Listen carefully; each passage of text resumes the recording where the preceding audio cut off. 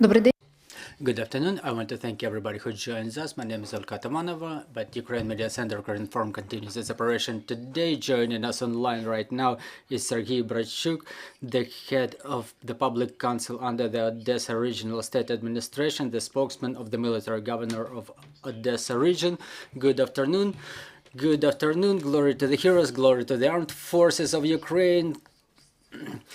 Mr. Serhii, let's start our conversation with the latest, most recent massive strike inflicted on Odesa as well. We know that Odesa region is one of those who has big issues with power supply.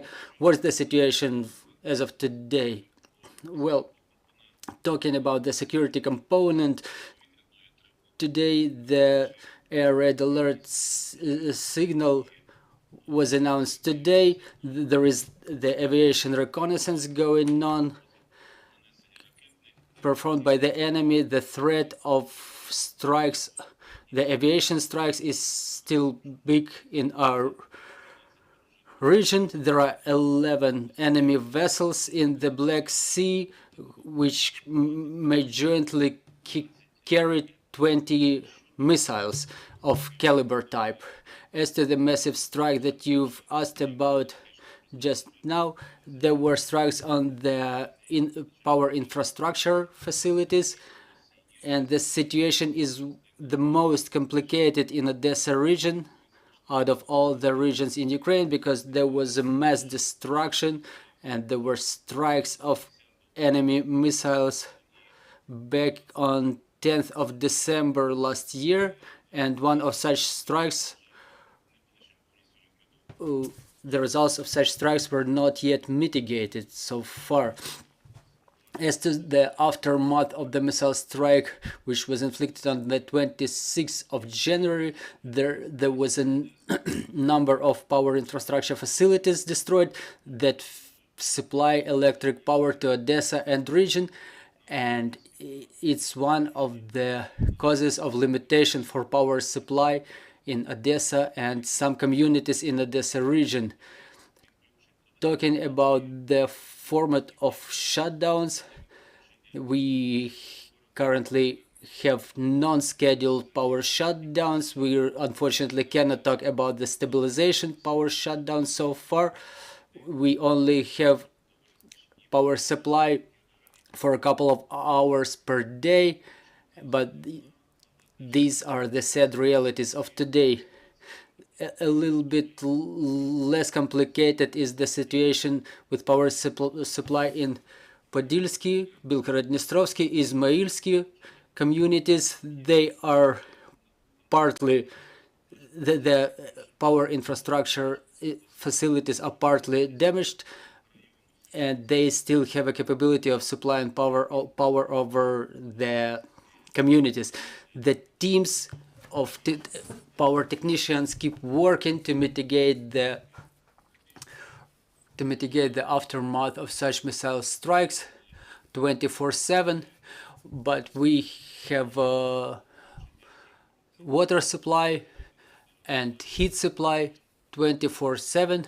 Unfortunately, not all of the smaller boiler rooms may work 24/7, so those are just minor spots where heat supply is not as stable.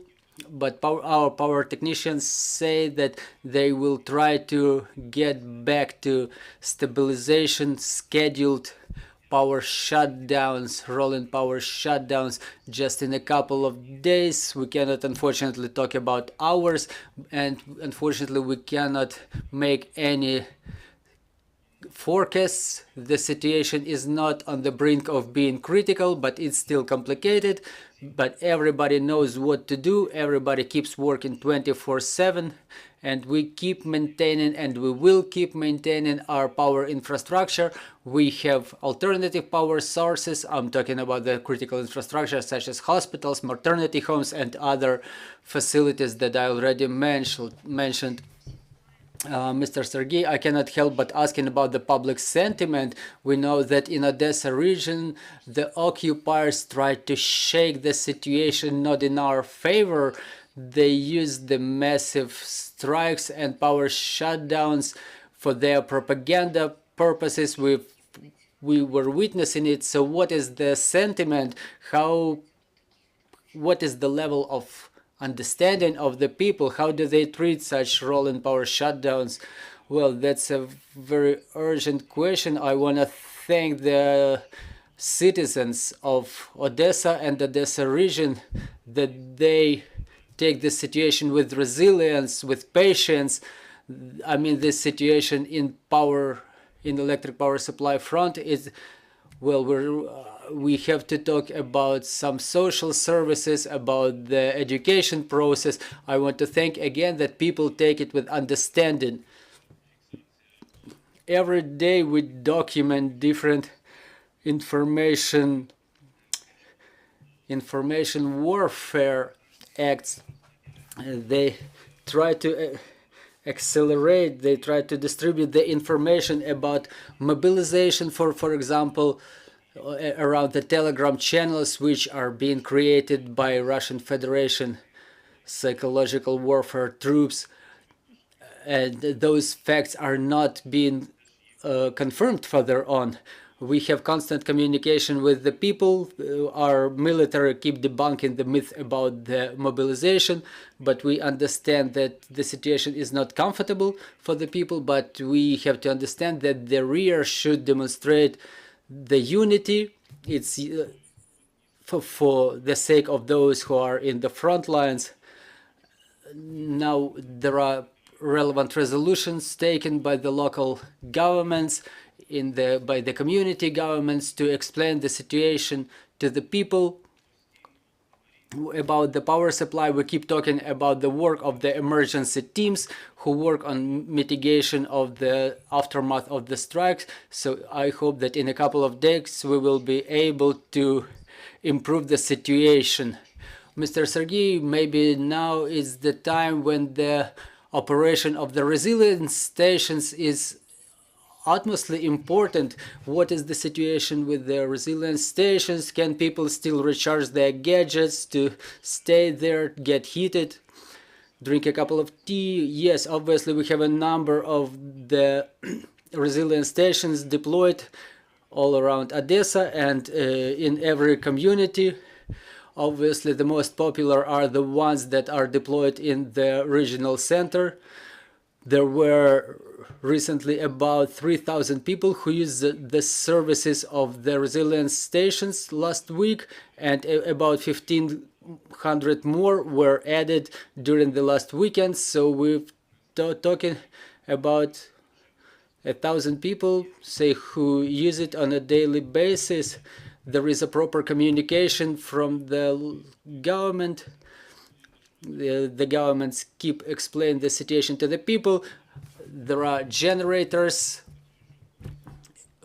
at every resilience station, and actually every small business, they let the people recharge their phones at their small shops and other facilities along with the resilience stations. Oh, okay, Mr. Serhii, and what about the operation of the grain corridor? Do you have any news about its operation? Well, the situation with the power supply results in, first of all, the schedules of operation of Odesa ports are flexible. It's been reported by the Ministry of Infrastructure. Also, there are reports about the sabotage of the operation of the grain corridor by Russia, which retains its track on the operation of the grain deal. Well, talking about the last day, for example, 18 vessels exported 660,000 tons of grain from ports of Odesa.